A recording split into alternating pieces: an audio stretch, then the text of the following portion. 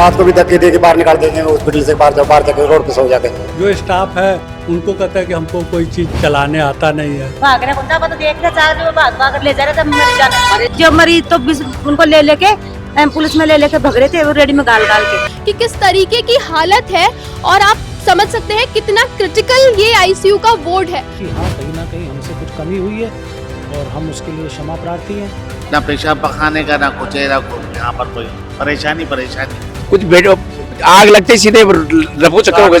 यहाँ की गार्ड है जो पैसे मांगते हैं हर चीज के अंदर जाने के लिए। क्या ये सिर्फ प्रदर्शनी के लिए लगाए गए थे?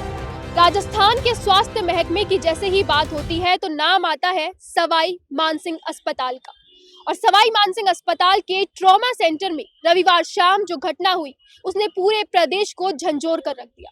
उसके बाद अब 2 दिन बाद क्या कुछ स्थिति है और किस तरीके से इस घटना के बाद प्रशासन सतर्क होकर काम कर रहा है, उस पर आज जानेंगे प्रशासन से कि किस तरीके से अब कदम उठाए जा रहे हैं और आगे क्या कुछ व्यवस्थाएं की जाएगी ताकि ऐसी घटना दोबारा ना हो। क्योंकि सवाल अलग अलग तरह से उठ रहे हैं, सवाल प्रशासन पे भी उठ रहे हैं, सवाल सिस्टम पर भी उठ रहे हैं, लेकिन जिम्मेदारी कौन लेगा ये सब कुछ जांच के बाद साफ होगा। लेकिन आज की स्थिति क्या है वो ट्रॉमा सेंटर में चलकर आज हम जानेंगे और समझेंगे क्या कुछ है आज की परिस्थिति ट्रॉमा सेंटर की और किस तरीके से अब प्रशासन ले रहा है उचित कदम।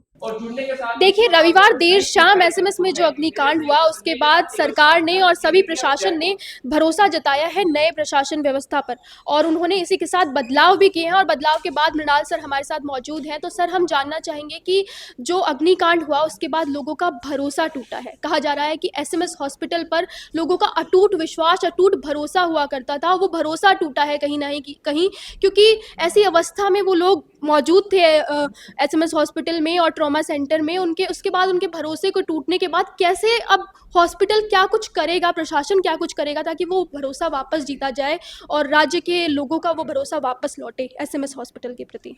देखिए, सबसे पहले तो मैं ये कहना चाहूँगा कि मेरी पूरी टीम की संवेदनाएं हैं और मैं इससे इनकार नहीं कर सकता कि आज हमारे कुछ मरीजों की इस हादसे में जान चली गई।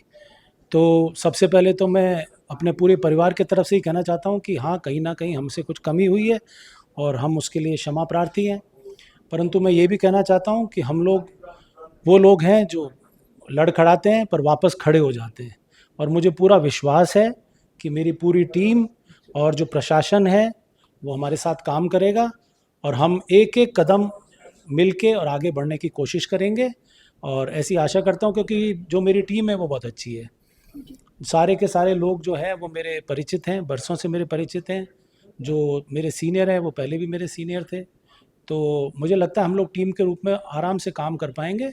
हाँ, परंतु कुछ घटनाएं हुई हैं और हमें उसमें सुधार करना है और हम करेंगे, कदम उठाएंगे। सर, फायर सेफ्टी अलार्म्स पर सवाल उठाया जा रहा है और सवाल ये भी उठाया जा रहा है कि लोगों का कहना है, परिजनों का कहना है कि हमने सूचना दी थी, तो उसके बाद कहाँ कुछ चूक रह गई और किस तरीके से प्रशासन की ओर से क्या व्यवस्थाएं अब की जानी चाहिए ताकि ऐसी चूक दोबारा ना हो।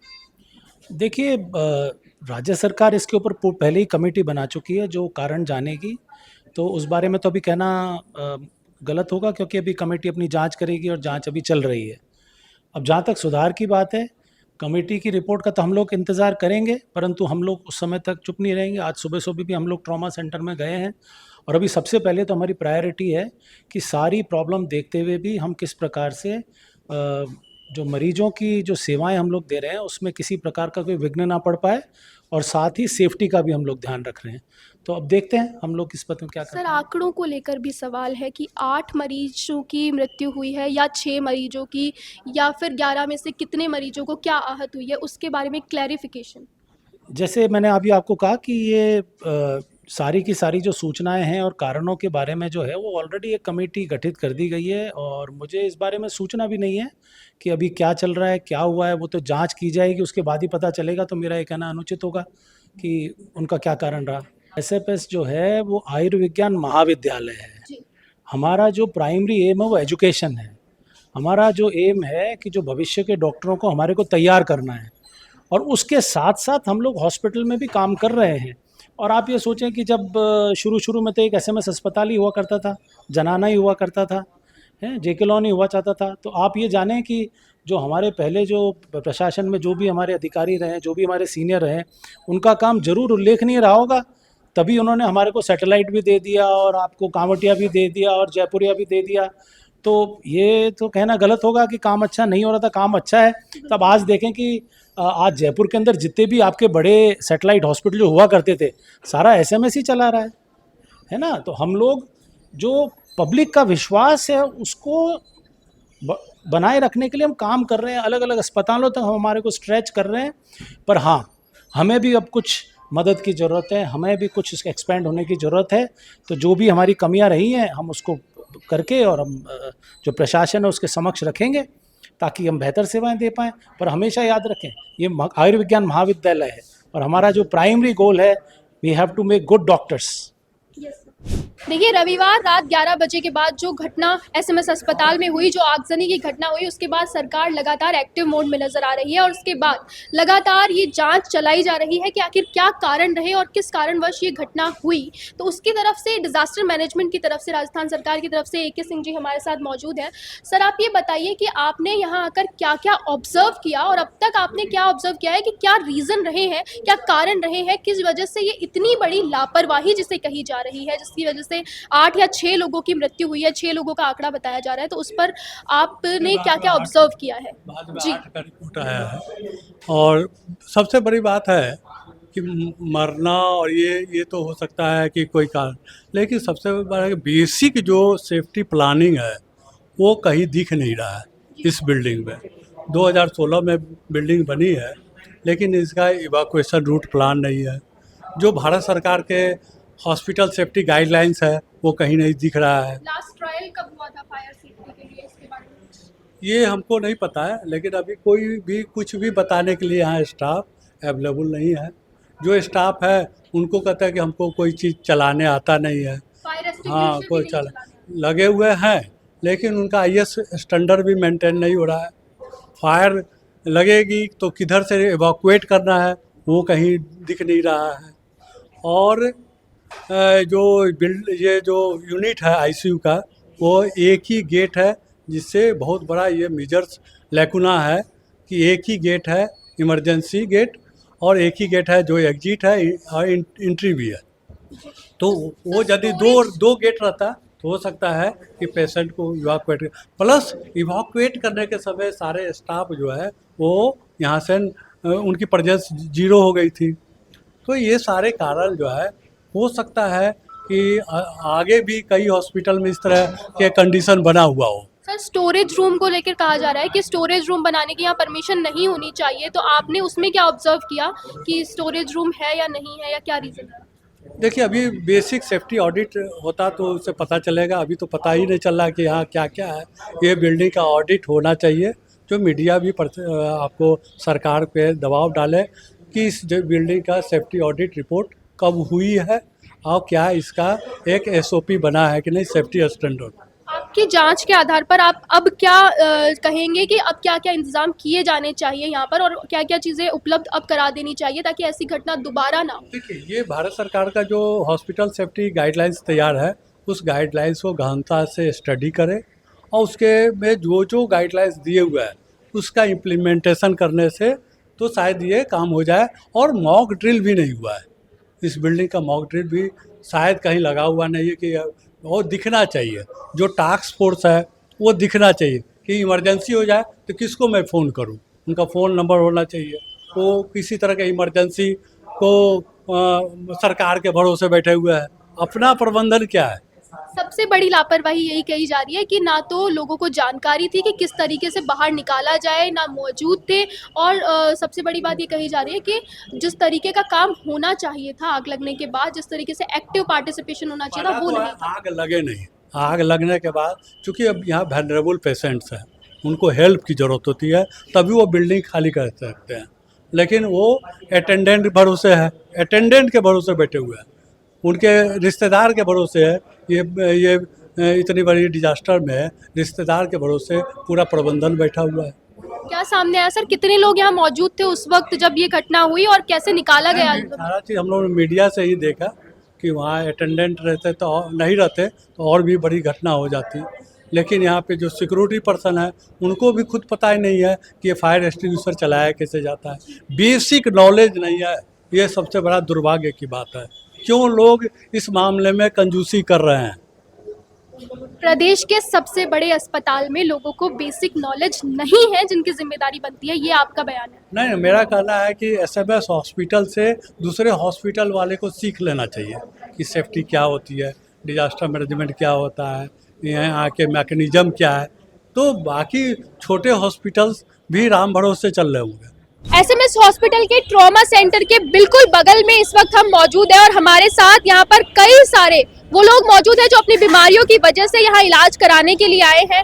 और यहाँ पर एक मरीज भी हमारे साथ मौजूद है। ये मरीज है या परिजन है, इनसे जानते हैं और ये क्या समस्याएं इन्हें एसएमएस में देखने को मिलती है, किन किन समस्याओं का सामना करना पड़ता है जब ये इलाज के लिए आते हैं। क्योंकि जब कोई इलाज के लिए आता है तो वो दुख, दर्द और पीड़ा तो लेकर ही आता है, और यहाँ आने के बाद भी अगर आपको समस्या हो रही है तो सवाल बड़ा और अहम निकल कर आता है। सर, क्या कुछ समस्याएं आपको यहाँ आने के बाद महसूस हुई है?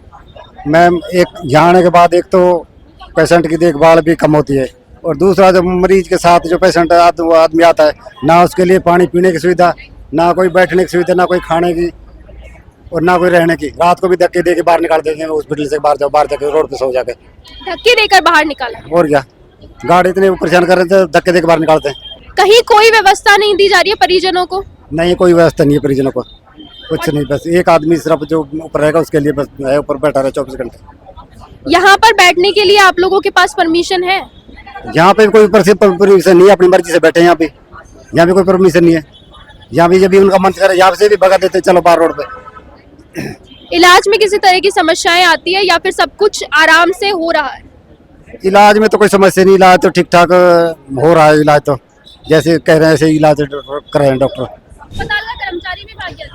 कर्मचारी नहीं था, आम आदमी गार्ड। गार्ड भाग गया था? गार्ड तो साहब ले जा भगा रहा था, भाग गया कड़ी था गार्ड। भाग रहा कौन सा पता, देख रहा था जो भाग ले जा रहा था मरीज या मोबाइल एसएमएस में भर्ती कराया था। जो मरीज तो उनको ले लेके एम्बुलेंस में ले लेके भग रहे थे वो रेडी में गाल के। ना पेशाब पखाने का, ना कुछ है, ना यहाँ पर कोई परेशानी। घर छोड़ने के बाद परेशानी में कैसी गंदगी हो रही है, गंदगी देखो ना आप, कैसी गंदगी हो रही है। यहीं खा रहे हैं, यहीं लेट रहे हैं। कल हमारे सामने जो घटना घटी है बहुत निंदनीय घटना है, और यहाँ के जो प्रशासन है बहुत ही लचीला है। क्या नाम है, जो बंदा मर रहा है यहाँ के जो गार्ड है बहुत खराब, क्या बोलते हैं उसके, सिक्योरिटी बहुत खराब है। और यहाँ के जो प्रशासन है ना, प्रशासन जो ये डॉक्टर वगैरह हमारे को बोल के गए हैं, हम बैठे ना आपके साथ में, कुछ आग लगते ही सीधे रफू चक्कर हो गए सर। उसी टाइम मौके पे मैं था, मेरे फूफा जी एडमिट है यहाँ पे, उनके क्या नाम उनके लिए, और उस टाइम मेरे फूफा जी ऑपरेशन ओके, हमने 2 बंदे को जलते हुए देखा है सर यहाँ पे। उनके साथ क्या घटना घटी होगी। और गार्ड गेट और बंद करके गए हैं सर। ये 18 घंटे हो गए, अभी तक कोई बात 17-18 घंटे थे, नहीं तो कोई भजन लाल जी आए अभी तक यहाँ पे। भजन लाल जी आकर कुछ क्या इनको जो मरे हैं उनको कुछ मुआवजे के लिए कुछ बोला है उन्होंने? कुछ नहीं बोला है, सभी आम जनता के लिए है, सब कुछ भी नहीं सर। पब्लिक आ रही है और जा रही है सर, कोई मतलब नहीं है। वो भाई बोलो उसमें क्या दिक्कत आ रही है? इसमें क्या है, कोई मतलब नहीं, पब्लिक आ रही है, जा रही है, देख रही है, भीड़ भड़का हो रहा है, और कोई मीडिया वाले आ रहे हैं, कोई आश्वासन नहीं है, संतुष्टपूर्ण जवाब किसी को नहीं मिल रहा। संतुष्ट जवाब अभी किसी को नहीं मिल रहा सर। यहाँ की जो सिक्योरिटी है जो बहुत बेहतरीन है, गार्ड है जो अंदर नहीं जाने देते। रात को भी आग लगी थी, आग लगने के बाद भी हमने बहुत कोशिश की अंदर जाने की, लेकिन अंदर जाने नहीं दी। यहाँ की गार्ड है जो पैसे मांगते हैं हर चीज के अंदर जाने के लिए, और जानकारी जिसकी होती है उसको अंदर जाना देता है। कोई लाइन हो तो लाइन में से जानकारी उसको अंदर जाने देते हैं। और कल भी रात को हमने बोला गार्ड को कि इसमें धुआं आ रही है, कुछ दिक्कत नहीं है, बैठे ना, पंखा चल रहा था, फैन कोई शॉर्ट सर्किट नहीं हुआ था, पंखा चल रहा था, उसमें से जो आग की धुआं निकल रही थी, पता नहीं कैसे लगा, लेकिन वो आग की धुआं, हमने बोला इसको बंद कर दो। गार्ड बोला कि नहीं करेंगे हम, कोई दिक्कत नहीं, हम बैठे हैं ना, आप कुछ मत करो। ठीक है सर, हम बैठे, आप कोई दिक्कत नहीं। जो हमारे रूम में जो गार्ड था वो डॉक्टर गेट बंद कर, मैं बोला उसको कि हमारे को बाहर निकलने दो, जो ट्रॉली है इसको खोल दो, कितने मरीज है, मरीजों को हर कोई दिक्कत नहीं है। हमने वो को ट्रॉली को तोड़ा, चेन को तोड़ा। उसके बाद में हमने अपने मरीज को उठा के बहुत ही मकाना से लाया, नीचे लाया। हमारी आत्मा जानती है, जो हमारे सामने थी एक लेडीज थी, उसका बच्चा उसको उठा के ले गए। जब उसके गार्ड ने बोला तो गार्ड को उठाया नहीं, उसने उसको धक्का देकर निकल गया। वो तो जो बच्चा, वो लड़का था जिसकी माँ को पता नहीं किसकी उठाया था ना, वो उसके पैर में घुस गई उसकी वो कील बहुत ज्यादा, वो भी वहीं घायल हो गया। तो ये है सर, यहाँ पे मैं यही संदेश देना चाहता हूँ। हमारी भर्ती है ना, हमारे ससुर जी है, ससुर जी भर्ती है यहाँ पे। आज 2 तारीख से भर्ती था। हम निवाई से आए थे। मैं मुआना का हूँ, मेरा नाम रतिराम बागोरिया है। मेरे ससुर जी है निवाई के, कैला चंदी के नाम से पेशेंट। देखिए, जो कुछ भी हुआ उस पर प्रशासन की राय जानना काफ़ी अहम है, और आप सर से जानेंगे कि सर ने किस तरीके से कंप्लेंट्स की थी, रेगुलर कंप्लेंट्स की थी, और उसके बाद भी क्या कुछ हुआ, क्या कुछ व्यवस्थाएं हुई, और ये हादसा आखिर किस तरीके से हुआ, इस पर सर के क्या कमेंट्स हैं। सर से लगातार सवाल पूछे जा रहे हैं, लेकिन सर का पॉइंट ऑफ व्यू जानना भी बहुत इंपॉर्टेंट है। तो सर, आपका क्या पॉइंट ऑफ व्यू है पूरे हादसे को लेकर, और क्या कुछ हुआ है, उसकी एंड पॉइंट आज क्या निकल कर आ रहा है, और कब तक जांच पूरी हो जाएगी, इस पर भी आपकी तरफ से एक कमेंट। देखिए, मैं इसमें ये कहना चाहूँगा कि हमारी जो राज्य सरकार है, हमारे आदरणीय मुख्यमंत्री जी हैं, वो इस पूरे विषय वस्तु को लेकर अत्यंत संवेदनशील हैं। हमारे आदरणीय स्वास्थ्य मंत्री जी भी इसके लिए पूर्ण रूप से संवेदनशील हैं। तो वो जो भी करेंगे वो बेहतर करेंगे अपने यहाँ पर जितने भी अपने नागरिक हैं उनके लिए। और राज्य सरकार ने मुझ पर विश्वास व्यक्त करके ही मुझे नोडल अधिकारी पद पर नियुक्त किया था, और मैंने अपने कर्तव्यों की अनुपालना में राज्य सरकार की मंशा के अनुरूप समय पर जो मेरा उत्तरदायित्व है, अपने उच्च अधिकारियों को सूचित करना, व्यवस्था के बारे में अवगत कराना, मैं कराता रहा हूँ उसके लिए। सर, 3 तारीख को भी आपने कंप्लेंट फाइल की थी, उससे पहले भी आपने लगातार कंप्लेंट्स लिखकर दी हैं, तो उस पर एक्शन किस तरीके से हुआ, या फिर क्या कुछ रिस्पांस आपको मिला था? मैं उसमें कहना चाहूँगा कि मतलब ये मेरा उत्तरदायित्व है कि समय रहते अपने उच्च अधिकारियों को सूचित करना, वही मैंने किया अपने कर्तव्य का पालन। देखिए, एसएमएस अस्पताल में जो आगजनी हुई उसके बाद लगातार सवाल खड़े हो रहे हैं प्रशासन पर और प्रशासन की अनदेखी पर। उसी के साथ हम मौजूद हैं उसी वार्ड के बगल वाले आईसीयू के वार्ड में, जहां पर आगजनी हुई थी, और वो सेम टू सेम वार्ड यहां बना हुआ है। यहां की परिस्थिति हम देखेंगे, क्योंकि कहा जा रहा है कि लगातार सवाल उठाए जा रहे थे और रिपोर्ट्स भेजी जा रही थी, मांग की जा रही थी कि यहाँ लीकेज है, पानी का रिसाव देखा जा रहा था। और उसी के साथ अब कहा जा रहा है कि क्यों एक्शन नहीं लिया गया, क्योंकि रिपोर्ट्स पेश की जा रही थी। तो हम देख सकते हैं इस स्थान की क्या हालत है, और आपको यहाँ पानी का रिसाव भी देखने को मिलेगा, और फॉल सीलिंग जो टूटी हुई है वो भी मैं चाहूंगी कि हम आपको दिखाएं कि किस तरीके की हालत है, और आप समझ सकते हैं कितना क्रिटिकल ये आईसीयू का वार्ड है। आप देखिए यहाँ पे किस तरीके से पानी के रिसाव को लेकर लगातार कहा जा रहा था कि इस पर ध्यान दिया जाए, और प्रशासन की लापरवाही के चलते पिछले वार्ड में आग लगी है। और उसी के साथ इन रिसाव के लिए, एसी डक्ट्स के रिसाव के लिए भी लगातार कहा जा रहा था, क्योंकि यहाँ पर वो मरीज होते हैं जो क्रिटिकल कंडीशन में होते हैं। क्रिटिकल कंडीशन आप समझिए कि ऐसा मरीज जिसके पास एक परिजन तक नहीं आ सकता, एक परिजन दिन में मिलने आता है, इतना क्रिटिकल ये वार्ड है। और इस वार्ड की हालत आप देखिए कि किस तरीके से फॉल सीलिंग यहाँ टूटी पड़ी है, और पानी के रिसाव के निशान यहाँ साफ नजर आ रहे हैं। इस तरीके की लापरवाही के चलते ही हम लोगों ने अपने 8 मरीजों को खो दिया। इस तरह की लापरवाही के चलते लगातार जनता का विश्वास टूट रहा है, प्रशासन के प्रति विश्वास टूट रहा है। और जैसे कि बात की गई प्रशासन से, अब जिन्हें जिम्मेदारी सौंपी गई है उन सभी से उनका कहना है कि जो भी खामियां थी उन्हें देखा जाएगा, संभाला जाएगा और सही किया जाएगा। इसी के साथ जिनके पास पहले पदभार था उन्होंने ये कहा है कि अब ध्यान दिया जाएगा, और उस वक्त भी कंप्लेंट्स लगातार की गई थी और एक्शन क्यों नहीं लिया गया, इस पर सभी मौन नजर आ रहे हैं। लेकिन परिवार को 10 लाख की सहायता दे देना क्या इतना ही बहुत है? क्योंकि उन परिवारों का सवाल तो ये उठता है कि आज वो 8 मरीज मरे हैं, कल को शायद उनकी जगह हमारे या आपके परिजन हो सकते हैं। तो क्या प्रदेश के सबसे बड़े अस्पताल के इतने नाजुक वार्ड की स्थिति ऐसी हो सकती है? इस पर बड़ा सवाल खड़ा हो रहा है, और अब जांच कमेटी लगातार जांच कर रही है। आपने देखा कि डिजास्टर मैनेजमेंट का कहना है कि बड़ी लापरवाही नजर आ रही है। यहाँ पर जो लोग मौजूद थे उन्हें फायर एक्सटिंग्विशर्स को यूज करना तक नहीं आता है। हम देखेंगे किस तरीके से प्रदर्शन के लिए बनाए गए हैं। मैं अपने कैमरा पर्सन से रिक्वेस्ट करूंगी कि वो दिखाए किस तरीके से फायर एक्सटिंग्विशर यहाँ मौजूद है, पर कहा जा रहा है इनका इस्तेमाल करना भी उन्हें नहीं आता था। ये देखिए किस तरीके से ये यहाँ लगे हुए हैं, पर इनके इस्तेमाल पर अभी भी सवाल खड़े हो रहे हैं कि क्या ये सिर्फ प्रदर्शनी के लिए लगाए गए थे, इनका इस्तेमाल क्यों नहीं किया गया और किस तरीके से मरीजों को यहाँ से निकाला गया और क्या उनकी जांच बच सकती थी। इस पर बड़े सवाल खड़े हो रहे हैं। आगे क्या होता है, क्या जांच रिपोर्ट पेश करी जाती है और किस किस पर सवाल उठेंगे, किसे हटाया गया है और कौन असल में जिम्मेदार है, ये सभी अहम सवाल है। मैं डिम्पल राजावत, कैमरा पर्सन राजकुमार के साथ SMS ट्रॉमा सेंटर।